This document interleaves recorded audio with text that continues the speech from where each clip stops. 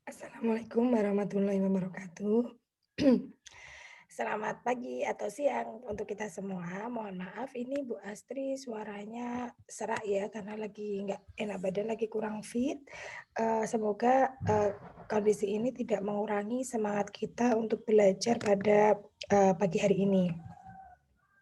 Kalau minggu lalu teman-teman sudah belajar mengenai masalah sosial dalam pembangunan, kita belajar mengenai beberapa teori pembangunan Rostow, terus kemudian ada teori kebutuhan dan sebagainya. Nah, hari ini kita akan belajar mengenai kebijakan sosial. Seperti apa sih kebijakan sosial itu? Sebelum nanti teman-teman akan mempraktekkan ya, nanti di pertemuan setelah kita Zoom meeting kita akan belajar mengenai bagaimana menyusun sebuah perencanaan sosial dalam menyelesaikan masalah sosial. Seperti itu ya. Nah, oke, kita mulai saja materi pada hari ini yaitu tentang kebijakan sosial.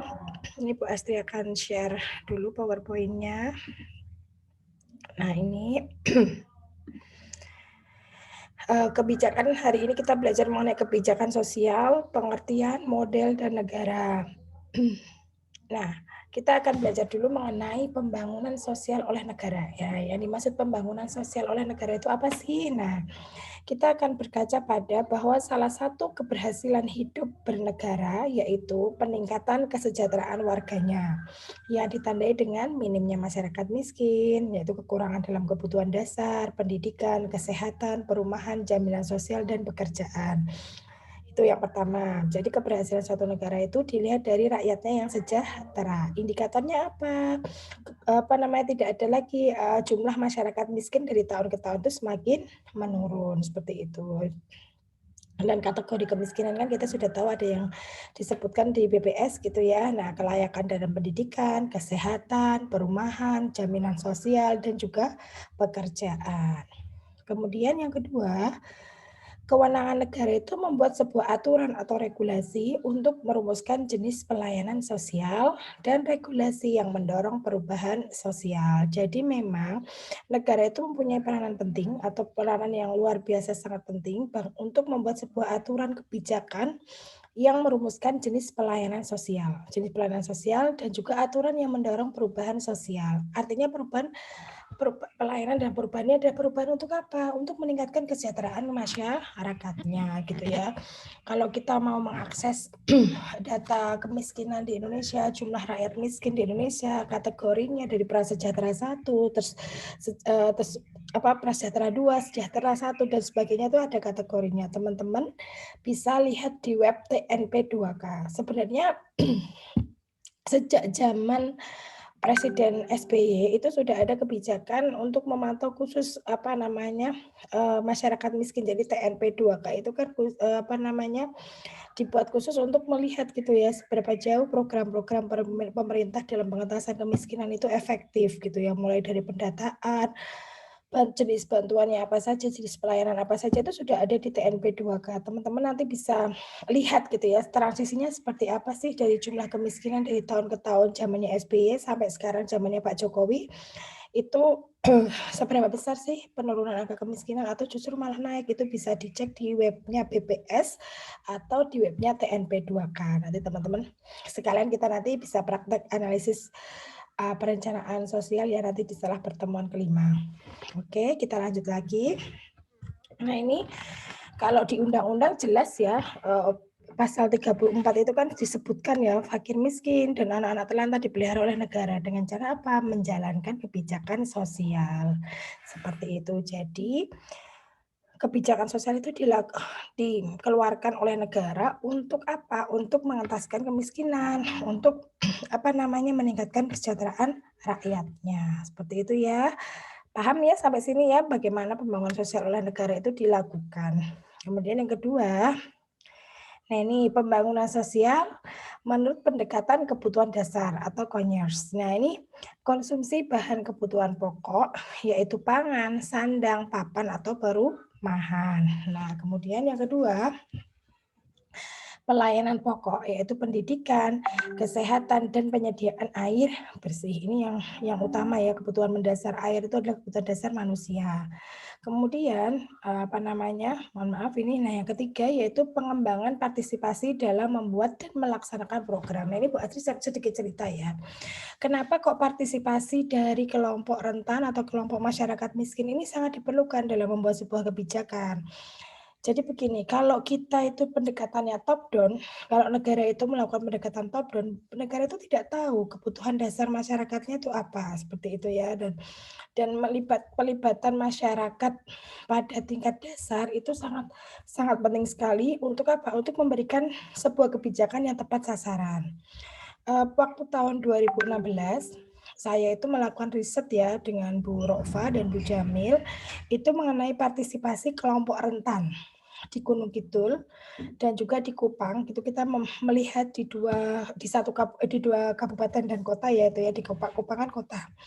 Itu bagaimana sih partisipasi kelompok rentan dalam membuat kebijakan gitu ya, dalam menyumbang kebijakan terhadap pemerintah daerah terkait dengan kebijakan-kebijakan yang memang untuk pembangunan seperti itu. Ternyata hasilnya apa?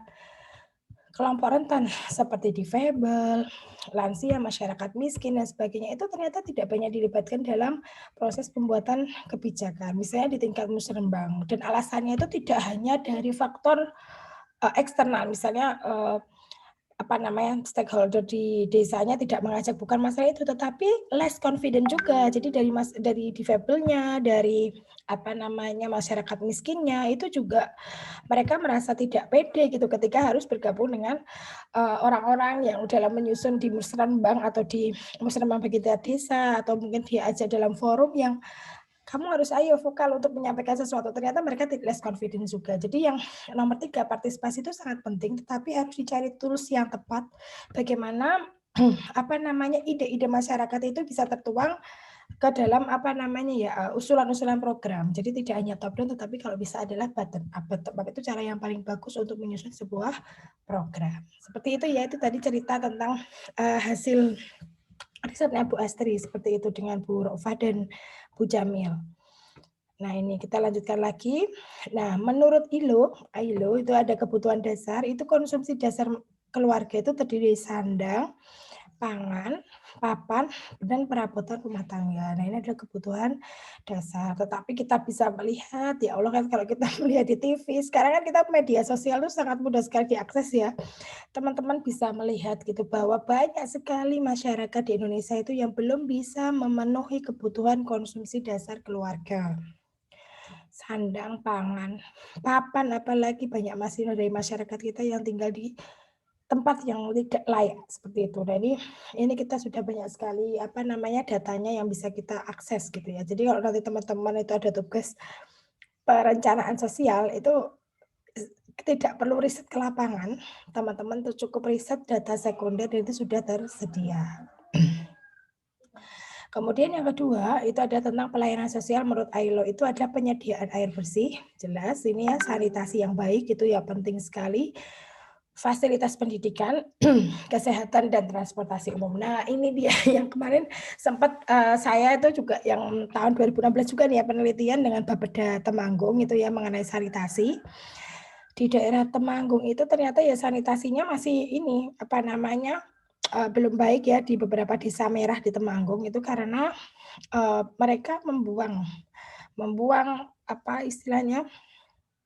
kotoran dari kamar mandi itu ya, dari toilet itu langsung disalurkan ke sungai.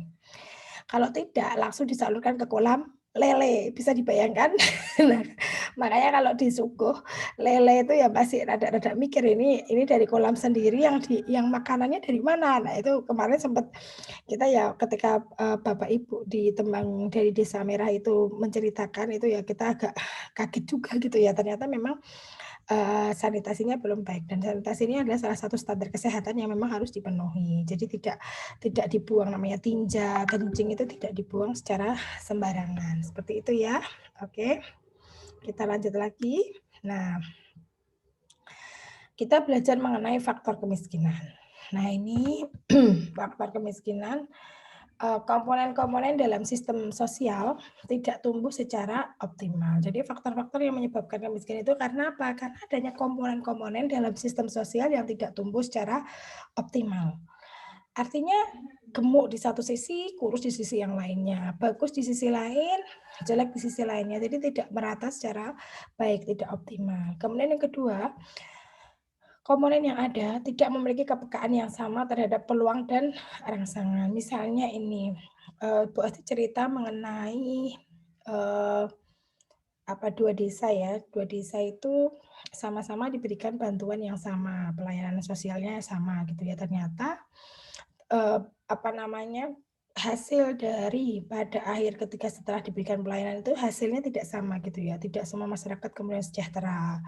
Kemudian masyarakat yang lainnya masih masih diprasejahtera dan sebagainya. Nah itu karena ada apa? Karena ini kepekaan terhadap peluang dan rangsangan itu juga berbeda, bisa berasal dari stakeholder-nya, nyun sewu, Pak Dukuhnya atau kepala desanya bisa jadi hanya memilih orang-orang tertentu, tidak banyak melibatkan masyarakat yang seharusnya memang butuh bantuan dan sebagainya. Itu banyak sekali faktor yang ketika pelayanan sosial atau bantuan itu apa namanya di ini dibagikan itu juga kontrolnya sangat lemah. Jadi tidak bisa misalnya di A dan di B itu bisa sama gitu tidak. Karena memang implementasi ke bawahnya juga kadang berbeda, tergantung pada apa itu namanya rangsangan dan juga peluangnya itu kepekaan mulai dari stakeholder, masyarakat yang bertugas dan sebagainya seperti itu. Oke, kita yang ketiga lanjutkan rangsangan melalui pembangunan tidak disampaikan secara merata. Ini ya. Terus kemudian yang keempat, beberapa kasus kelompok yang peka sudah dirangsang secara intensif tetapi tidak ada perubahan. Nah, ini memang ya merubah habit, merubah budaya, merubah sebuah kebiasaan itu bukan semudah membalik telapak tangan, butuh proses yang panjang untuk bisa sesuai dengan target seperti itu. Itu tadi beberapa faktor kemiskinan. Jadi kalau terjadi kemiskinan itu cek dulu jenis kemiskinannya apa, struktural atau kultural. Kemudian kalau kemiskinan seperti ini faktor penyebabnya apa toh ya gitu. Nah, asesmen yang dilakukan pemerintah harusnya sampai ke sana gitu ya. Jadi tidak memukul rata antara daerah satu dengan daerah yang lain. Nah, ini yang paling berperan siapa ya? Pemerintah daerah dengan kebijakan-kebijakan sosial yang ada di daerah seperti itu. Nah, ini kita melihat ya antara kebijakan publik dan kebijakan sosial. Nah, kebijakan sosial itu tidak bisa dipisahkan dengan kebijakan publik seperti itu. Nah, kebijakan publik kan mencakup semua unsur yaitu ekonomi, pendidikan, politik atau politik, terus kemudian good governance, infrastruktur, fiskal dan sosial. Nah, sedangkan kebijakan sosial itu adalah segala aktivitas yang menyangkut perlindungan sosial yang mempengaruhi kesejahteraan untuk meningkatkan kualitas hidup masyarakat. Nah, kebijakan sosial ini menjadi bagian dari kebijakan publik seperti itu ya. Coba minum susu. Ya, sebentar ya. Maaf ya, jeda sebentar nih. Ini kan. Ya, Mama bikinin bentar ya. Nah, jadi gitu ya, kalau kalau kebijakan publik kan mencakup semua unsur ya, semuanya ada ekonomi, pendidikan, politik, good governance, infrastruktur, fiskal, dan juga sosial. Nah, sedangkan kebijakan sosial ini hanya pada aktivitas yang menyangkut perlindungan sosial. Nah, yang mempengaruhi kesejahteraan untuk meningkatkan kualitas hidup masyarakat. Jadi itu ya bedanya tahu kan, kalau publik itu lebih makro, kalau sosial itu yang mikro. Nah, jadi kebijakan sosial menjadi bagian dari kebijakan publik. Gitu. Ya, kita lanjut lagi. Nah, fungsi dari kebijakan sosial yaitu satu, campur tangan negara dalam mewujudkan kesetaraan dalam kesempatan. Nah, kemudian atau equal opportunity.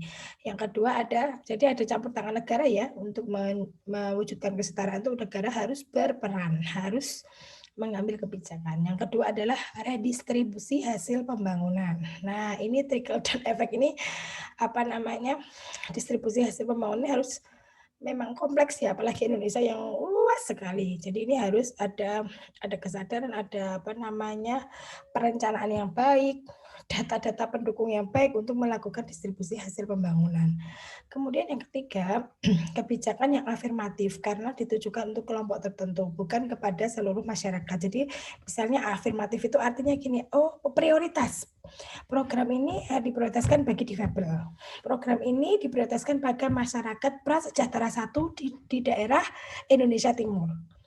Program ini jadi harus ada afirmasi seperti itu karena tidak semua program itu bisa diperuntukkan bagi semua masyarakat. Jadi afirmatif itu artinya apa? Kekhususan gitu ya. Jadi untuk program ini khusus difabel X gitu ya. Kemudian program ini khusus masyarakat miskin di Indonesia Timur gitu, dan sebagainya. Itu adalah program afirmasi seperti itu. Jadi tidak berlaku pukul rata di semua daerah, tetapi ada afirmasi tertentu. Nah ini teman-teman bisa amati bagian ini ya. Negara itu membuat regulator atau peraturan dan juga menyediakan pelayanan atau service provider seperti pelayanan pendidikan, kesehatan, jaminan sosial, perumahan dan pekerjaan. Nah, kemudian yang selanjutnya yaitu pelayanan tidak menimbulkan ketergantungan. Artinya apa? Masyarakat harapan dari pemberian pelayanan ini pada prinsip pemberdayaan. Jadi prinsipnya ada pemberdayaan yaitu pelayanan-pelayanan diberikan itu harusnya tidak menimbulkan ketergantungan, tetapi harapannya misalnya masyarakat pada periode ini mendapatkan pelayanan sosial. Harapannya di periode berikutnya kondisinya lebih baik lagi sehingga masyarakat lebih mandiri. Nah, ini masyarakat lebih mandiri harusnya dengan program pengentasan kemiskinan yang apa? Tidak temporer, tidak insidental, tidak rehabilitatif, remedium, akan tetapi preventif dan development. Tidak sentralis dan tidak top down, bottom up lebih baik. Seperti itu ya ini tadi untuk jadi kalau pelayanan kebijakan sosial itu dibentuk bukan untuk ketergantungan masyarakat, tetapi untuk pemberdayaan masyarakat dan masyarakat menjadi mandiri. Nah, kemudian dari mana anggaran kesejahteraan itu? Nah, ini ya, besarnya anggaran dipengaruhi oleh seberapa besar komitmen negara yang bersangkutan gitu ya, terhadap kesejahteraan warganya. Nah, dalam paradigma pertumbuhan, adanya pandangan bahwa pertumbuhan ekonomi tidak hanya berdampak pada perkembangan ekonomi nasional, tetapi juga pada kesejahteraan sosial. Ini ya. Kemudian yang ketiga, pertumbuhan ekonomi menciptakan lapangan kerja, perubahan pertanian subsisten menjadi komersil. Ini yang yang diharapkan dari penyaluran anggaran. Kemudian yang keempat, akan tetapi ada pendapat dana pelayanan sosial kurang produktif sehingga tidak perlu ada kebijakan publik karena akan tumbuh secara individu dan pasar. Ini kalau ini ada pendapat lain yang mengenai apa dana pelayanan sosial itu harusnya karena dianggap kurang produktif maka tidak perlu adanya kebijakan publik ini. Mau kita lanjut lagi. Nah, pendapat tentang anggaran kesejahteraan ini ya. Nah, alokasi dana sosial bersifat konsumtif. Nah, misalnya BLT, bantuan langsung tunai, dan sebagainya. Kemudian akan tumbuh secara individual dan pasar. Ini ada pendapat-pendapat ya. Nah, ini kemudian alokasi dana sosial bersifat investasi SDM, human capital. Nah, faktor penting dalam proses produksi dan juga pelayanan sosial bersifat institusional bukan ad hoc. Ini ada dua pendapat. Kalau yang bersifat konsumtif maka akan tumbuh secara individual dan pasar. Tetapi kalau dana sosial itu secara investasi, misalnya investasi SDM, maka faktor SDM ini menjadi faktor penting dalam proses produksi. Nah, pelayanan sosial bersifat institusional bukan ad hoc. Nah, itu ya. Nah, kemudian bagaimana peran negara dalam pembangunan? Ini ada dua peran negara yaitu secara makro dan mikro. Nah, secara makro negara itu sebagai apa? Service provider, regulator, dan juga funder. Bukan hanya mengedepankan masalah ekonomi semata, tetapi juga masalah sosial. Jadi itu ya peran negara itu sebagai apa? Provider, regulator, dan juga funder. Jadi bukan hanya mengedepankan masalah ekonomi saja, tetapi juga mengedepankan masalah sosial. Jadi bagaimana pengentasan dan kebijakan-kebijakan untuk mengatasi masalah sosial. Kemudian yang kedua adalah secara mikro. Nah, secara mikro ini negara mendorong melakukan stimulasi kepada masyarakat untuk melakukan pemecahan masalah dari dalam oleh dan untuk rakyat. Ini yang peran negara. Nah, ini bisa diamati di sini teman-teman semuanya mengenai model kebijakan sosial. Model kebijakan sosial ada 4, model universal, model institusional, model residual, dan juga model minimal. Ini yang di 4 model. Nah, yang universal itu apa? Pemerintah menyediakan anggaran untuk program sosial mencapai 60% dari total anggaran negara. Wah, ini besar sekali ya ini ya. Ini terjadi di negara mana? Skandinavia, Swedia, Norwegia, Denmark, dan juga Finlandia. Ini ada model universal. Pemerintah menyediakan anggaran program sosial mencapai 60% dari total anggaran negara. Cukup besar. Nah, kemudian kalau yang kedua, model institusional, pemerintah menyediakan program sosial dengan anggaran dari 3 pihak, pemerintah, dunia usaha, dan juga buruh. Ini ada di Jerman dan Austria. Kalau residual, itu adalah pemerintah menyelenggarakan program sosial diserahkan kepada LSM dan organisasi sosial dan rehabilitasi swasta. Nah, ini ada di Amerika, Inggris, Selandia Baru, dan juga Australia. Kemudian ada model minimal, pemerintah menganggarkan, ini kecil banget ya dia, pemerintah menganggarkan kurang lebih 10% dari anggaran negara. Akan tetapi pajak ditinggikan, seperti di Perancis, Spanyol, Korea Selatan, dan juga Brasil. Oke, paham ya ini ya, gampang sekali. Nah, oke teman-teman semua, ini materi-materi hari ini ya mengenai kebijakan sosial. Teman-teman silakan absen ya, ini Bu Aziza kerja. Nah, oke materinya cukup sekian teman-teman. Kalau ada pertanyaan bisa ditulis di web grup WA kita. Teman-teman silakan absen di kolom komentar nama dan NIM, kemudian silakan membuat resume seperti biasa dan diupload di e-learning. Terima kasih, salam sehat. Assalamualaikum warahmatullahi wabarakatuh.